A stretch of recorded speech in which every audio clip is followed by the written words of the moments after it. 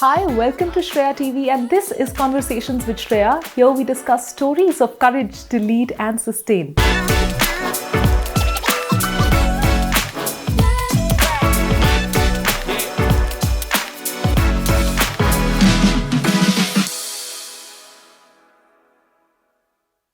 Now, what does fitness mean to you?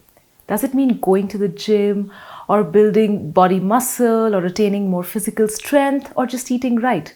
If any of this interests you, then this episode is for you because my guest today is not only the fittest person I've met, but she is both physically and mentally extremely strong, and I am honored to have her on the show today. Anjana Chabria is the co-founder and co-owner of Realm Fight Club in Bangalore. Having started her fitness journey in her early 20s, she found herself interested in martial arts to not only hone her self-defense skills but also improve her stamina and mental health. She's also a fierce traveler, another deep interest and a source of personal development and growth for her. She's passionate about mountaineering and rock climbing, two hard skills she's determined to master by pursuing formal courses, and they are her true passions after martial arts. Through her personal fitness journey, Anjana hopes to encourage and inspire millions of youngsters to include fitness as a core part of their lives and feel truly confident inside out. Anjana lives with her family in Bangalore. Anjana, you know that I've been meaning to do this interview with you for such a long time because your story is so inspirational to so many people out there, and I know that I just couldn't wait enough to do this with you. So you're welcome. Thank you so much. I wasn't actually expecting so many words, but thank you. It's an honor to be you here. Deserve each and every word of it. And well, I know there's so much I want to talk about today, but I just want to really start with knowing, how did this all begin? How did your journey into health and fitness really begin?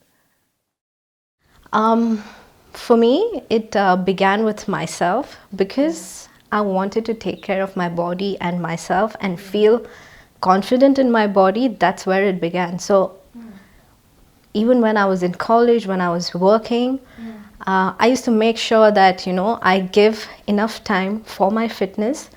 And that's how it began. Like, I really, really wanted to take care of myself.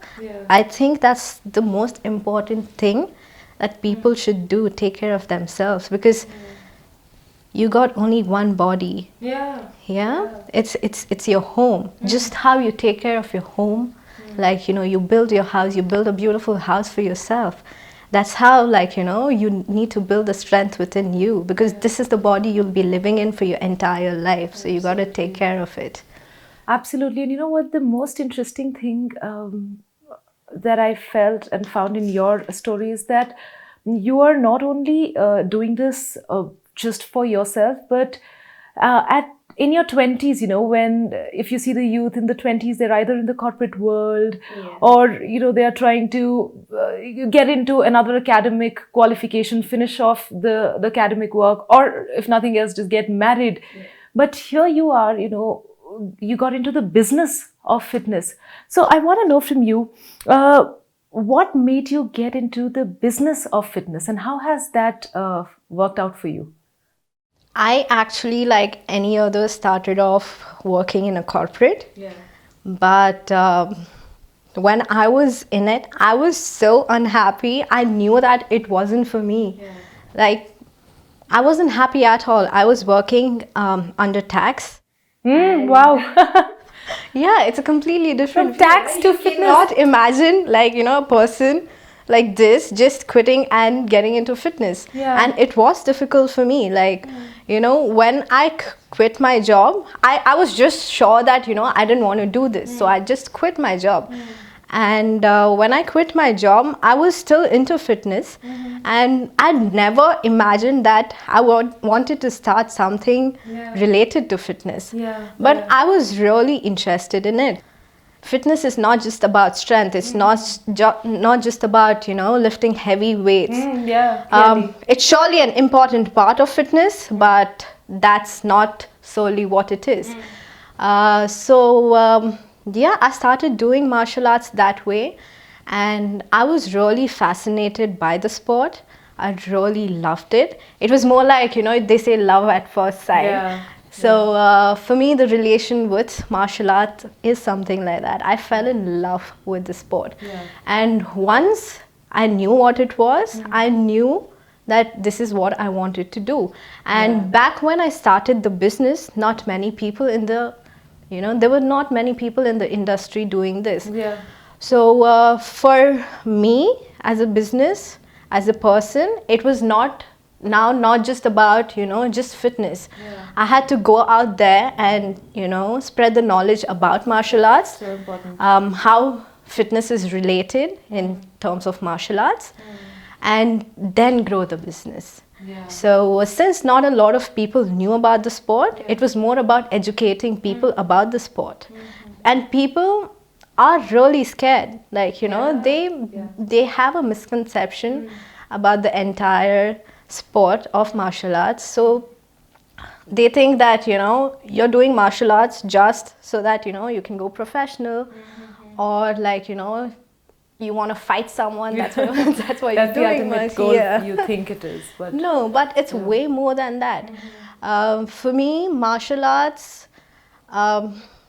I've gained a lot of advantage by doing martial arts in terms of fitness, because when you're doing martial arts, it's not just about strength, right? Every single factor of fitness counts. Your speed, your stamina, your endurance, your flexibility, every single factor is very, very important. and not to forget the mental strength that it gives you.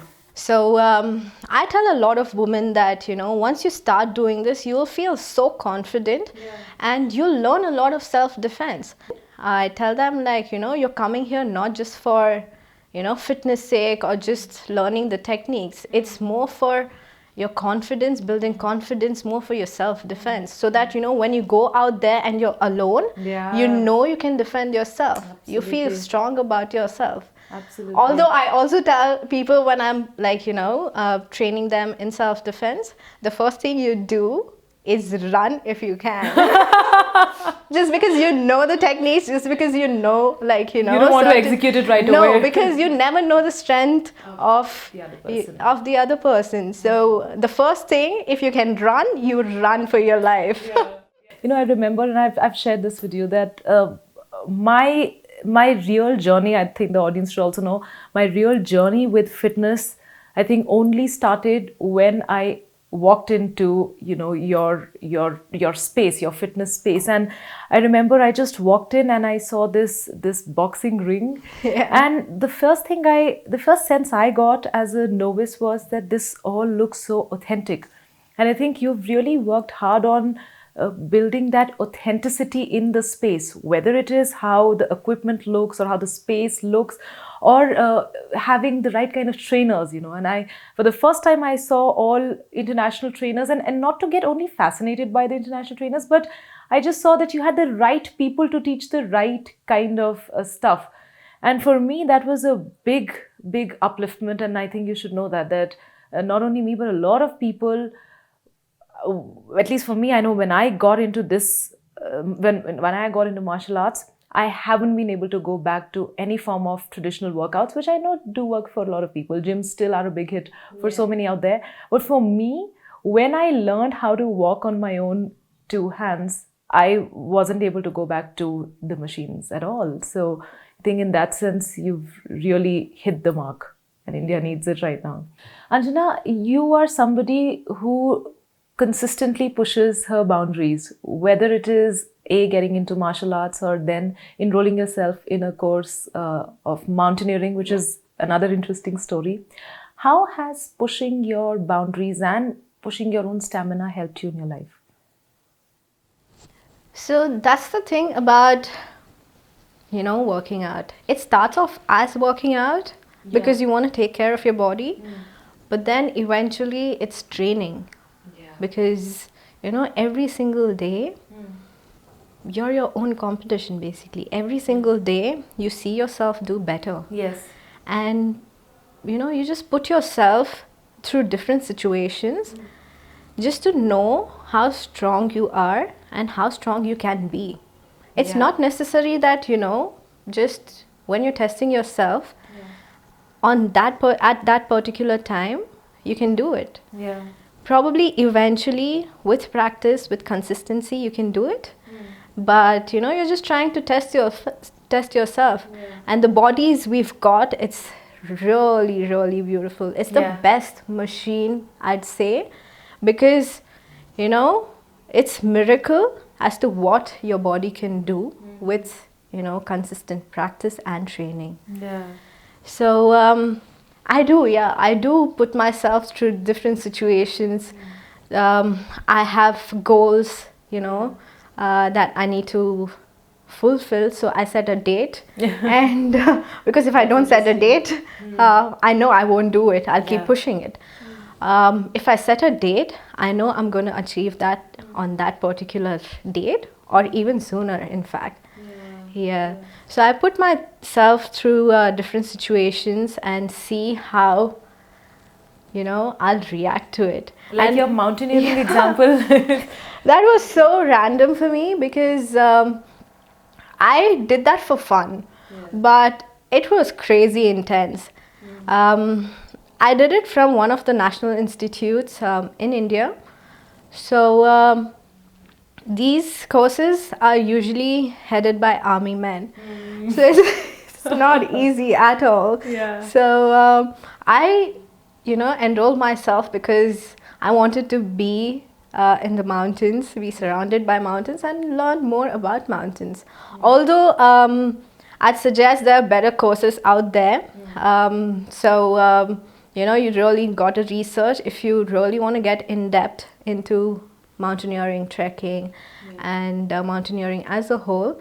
There are a lot of courses that, you know, you can do to improve your mountaineering skills. But then there are other national institutes that give you the basic knowledge of mountaineering as well. So for me, this was more like a test of my endurance. And I was terrible at it at first, but then I think I eventually improved at it. Your Instagram page is called Weights and Wonders. So the wonders part of it, and the more I see your work, I just feel that you are an explorer, and I learned that you're a solo traveler now. Talk about that side of your life, being a solo traveler and a woman solo traveler. What has it done to you? So again, my decision to travel solo was so random, so spontaneous. I was with a couple of friends, but I wasn't really enjoying their company as much as I'd like to when I travel. So I decided, like, you know, that I'd take the journey on myself and I travel solo. So this was in Northeast. I started off in Nagaland, and from Nagaland I had to get to Guwahati. So I met a few people on the way, and I spent some time with them. Again, this was all new to me. I didn't know, like, you know, how to go about it, but it was just that I knew that I wanted to do it, so I was doing it. And you I just on your own. Yeah, I was on my own, and I had no plan whatsoever of what I'd be doing in the next few days. I just knew that, you know, I wanted to try solo. I wanted to know what it feels like, and I'd say that it's the best decision I've ever made in my life. For me, it was quite difficult because 2 years back, it's almost been 2 years. It's been almost 2 years that, you know, I broke my ankle while climbing. So it was a very serious injury. I've had 2 surgeries post that, and it was a very, very difficult time. So this solo travel, when I was doing it, I was not so sure if I'd be able to do it good or if I'd be able to do it at all, because at that point of time I had screws in my ankle, in the talus bone of my ankle. So it was really difficult for me to even walk straight. And I decided, you know, when I came back to Guwahati, I decided that, you know, I'd just hire a scooty and go to Meghalaya, explore Meghalaya. But then I was like, what's the fun to just hire a scooty? I'd rather hire a bike. So I hired a geared bike. Now, again, I was not sure if I'd be able to ride it because my injury, it's on the left side. So the gears are on the left side. Now, I'm like, yeah, it's okay. Like, I'm just gonna try and hire the bike. If I'm not able to do it, then I'll probably return it and hire a scooty. Big deal, right? Like, let's just try it. So I did. I hired a bike, and it just took me 10 minutes to get used to the bike. And I've never ever, traveled on a bike long distance. I just knew how to ride it, but I've never traveled long distance on a bike. So I just wanted to, test my skills and Once again. yeah. But yeah, I didn't have a plan as such. I just started riding, and it was so beautiful. For me, as a person who I was before, I'd be really, really scared to go alone, travel alone, be without network, alone. So this time, when I was traveling, I was not using my phone at all. And after a point, obviously, there was no network, so I had no choice. Just had to carry on. I just had to carry on. But it was surprising to me that, through the entire journey, I was so calm. I was not anxious at all. So that was really surprising to me. Even when I look back at it now, I'm surprised as to how I was so calm, because this girl has never ever traveled solo before. And, my parents are such that they've brought me up in such a way that, I'm overly protected. Like, they're so protective about me. They wouldn't let me go out after dark. Yeah. So, That's a story for so many girls in India. Yeah. So, for me, it was shocking for me to realize that I could be so calm in such a situation. Yeah. I was literally blown away and surprised by how a person can be so different all of a sudden. So right now, if I have to go on a solo trip, I'll be more. That time I wasn't prepared, but I still did well. But now if I have to go on a solo trip, you exactly know what I know, I'll know what to do. That was a different adventure in itself. I wouldn't lie, I wouldn't sugarcoat it. There was a time, because the sun sets pretty early in the northeast, it got dark when I was riding. And since there was traffic and congestion on the way, I got stuck in Shillong, and I got stuck further ahead. So it got dark. So there was this point where, I was alone on the road, and there were no lights whatsoever. I had to get to this place called Snokpedding, which is in Meghalaya. So I had no network at all, so I couldn't navigate. So I was in the middle of nowhere on the bike, and it's completely dark. There are no lights. So at that one point, I'm like, I'm just a woman. Why am I doing this? Did I take the right decision? Did I take the right decision? Yeah. But thankfully, and there was since there was no navigation, and I didn't know where Snokpedding was, I asked a passerby where it was, since they don't know the language well, either Hindi or English. He just told me, just take that, diversion. And after I took the diversion, there was another diversion. Oops. Now you hadn't known about. No, I hadn't known about that. Now I'm stuck in the middle of nowhere. I'm like, I don't know what to do. I don't know where to go. So luckily, there was another passerby. He was on a bike, and he saw that I was kind of lost. He sensed. At that point of time, I was a little stressed out, and I was a little scared. But I had to keep my composure. He asked me if I was going to Snokpedding. I said, yes, I am going, do snog bedding. And he told me, just follow me, and I'm going there. So again, I had to question myself 100 times. Should I, trust this person? Should I not? But I had no choice as such. So I did, and turns out, that person was from the camp. And if not for that person, I wouldn't reach that camp, because that camp was probably 12 kilometers from where I was standing. And it was not a very good road, and I wouldn't figure it out if not for him. So yeah, I reached the camp and it was all good. Wow. Wow. Kudos to your spirit of having that trust in you. And it just gets me back to a point sometimes that unless we put ourselves out there, we never really know what we are made of and what all we have inside. So it's been supremely encouraging just listening to you.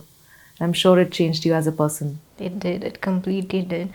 What I also think is that, when you tend to think too much, you won't end up doing things. Yes. So for me, since this decision was so spontaneous, I didn't have time to think. So what I've realized, the biggest lesson I've learned is that, if you gotta do things, you just gotta do it. Don't overthink it. Like, when you overthink it, most of the times you won't end up doing it. Yeah, so just like, go for it. Just do it. You are right. And I think and I hope that all those who are watching this just take this message and embrace it and just go out and do it, because I know what damage we can do to ourselves just by adding piles of that unnecessary fear, questions, doubts. Sometimes you don't need all of those. You just need to go in. It's great. You mentioned that you badly injured your ankle. I did. And I want to get into that side of your story. And from what I was understanding, it was at the peak of your fitness when you injured yourself. Yeah. What happened? So when I enrolled myself for the mountaineering course, I thought that, rock climbing would help me for the course. So I started off with climbing indoors. Okay. And eventually, actually it was just within 2 weeks that, I went outdoors and I started rock climbing. And this is one sport, apart from martial arts, that I really, really love. So I did rock climbing for, say, about 2 months. And then I went for the mountaineering course. So when I got back, obviously I wanted to go back to, practicing more of rock climbing. When I went outdoors after I got back, my mountaineering course was in March 2018. And in April, when I got back, I went outdoor climbing.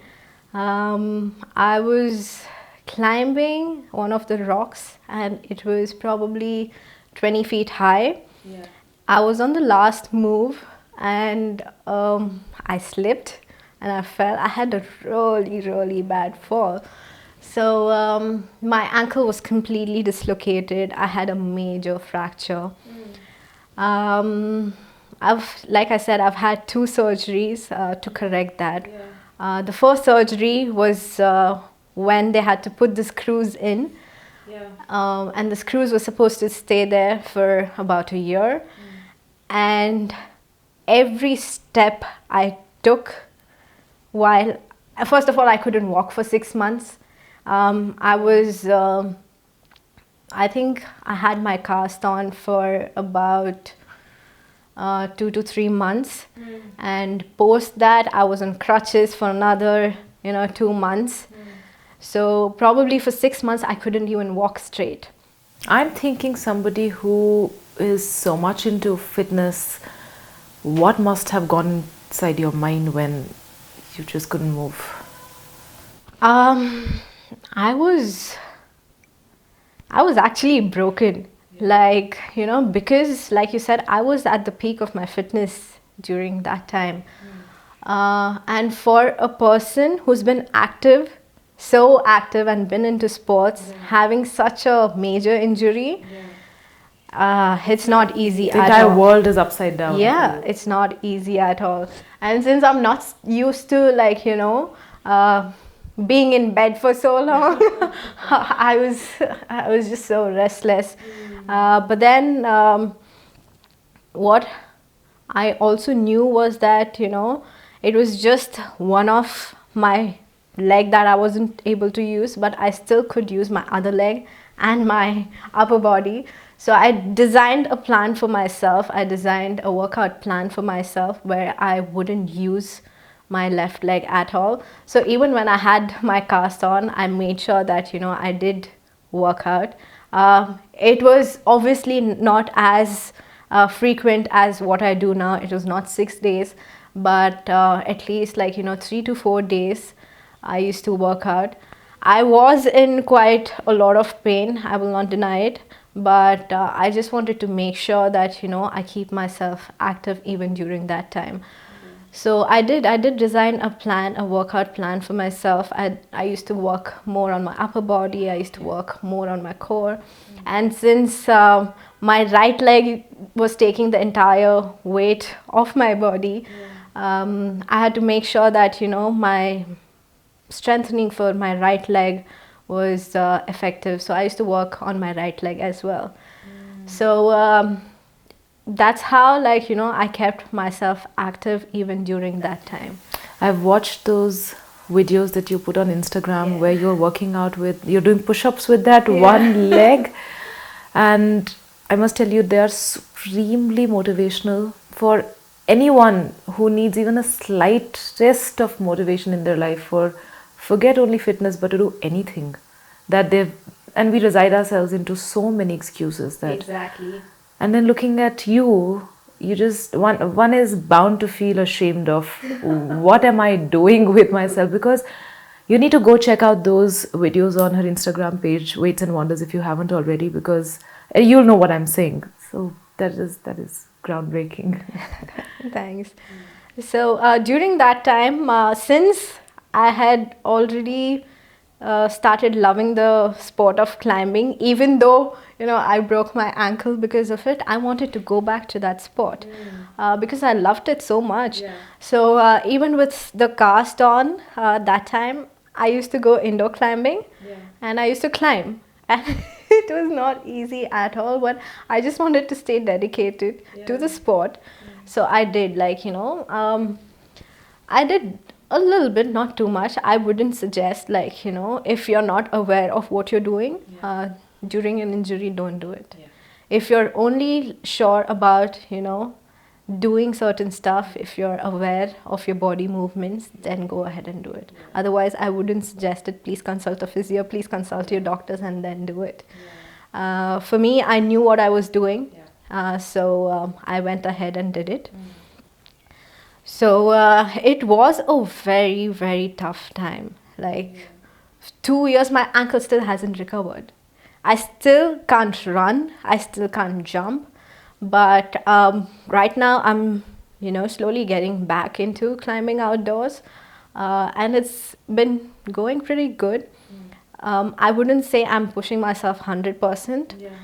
And I'm glad I'm not doing that because I can't. I know my restrictions right now. I can't use my left leg completely. I still have a lot of ankle mobility issues. So it's difficult for me to give 100%, but I keep my restrictions in mind and climb. So the injury definitely hasn't stopped me from doing things I really love. So what I'd say is that, there's never an excuse. You can always find alternates to do something. If you really, really love it, there are alternate ways to figure out how you can do stuff. So you should just go ahead and do it. Yeah. How have your parents and your family dealt with this change and transition that they, I'm sure, must have seen in you as a person, from being, just another girl next door to now setting examples for yourself every day and for so many out there. How did you like make peace with each other? My dad actually still, gives me the look whenever I tell him, I'm traveling, or I'm going rock climbing. So I do quite a bit of rock climbing trips now. I've recently started doing that, but I keep going often. So my dad is still not used to the fact that I travel so much, but I think it's much better than before. um, I don't think they'll ever get used to the fact that I travel so much and I'm all on my own. They'll never get used to it. They'll always have the thoughts that we need to be with her, we need to protect her. But for me, I just want to be independent, and I want to go explore what's out there. So I've tried to explain it to them, and over time, they've understood it.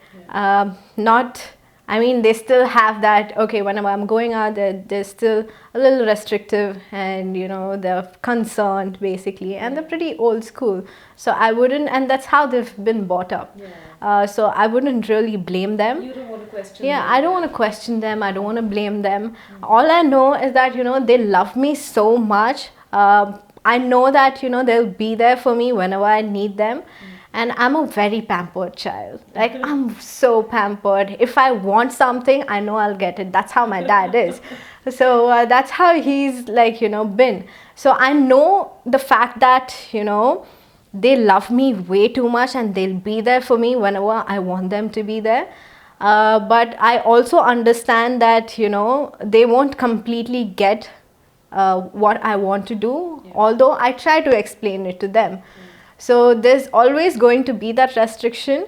And I'd say that a lot of people, they don't go out and do things because of their family. And I don't want to be that person, because I'm not happy that way. I'm happy doing the things that I really love, so I'll go out and do it. So I've seen that I've come across a lot of people, because in my profession I talk to a lot of people. I know that because of their families, they've not done so many things that they wanted to. They really love doing something, but they can't. They're not living the lives that they are supposed to. They're not. And I feel so bad. I never want to be in that place.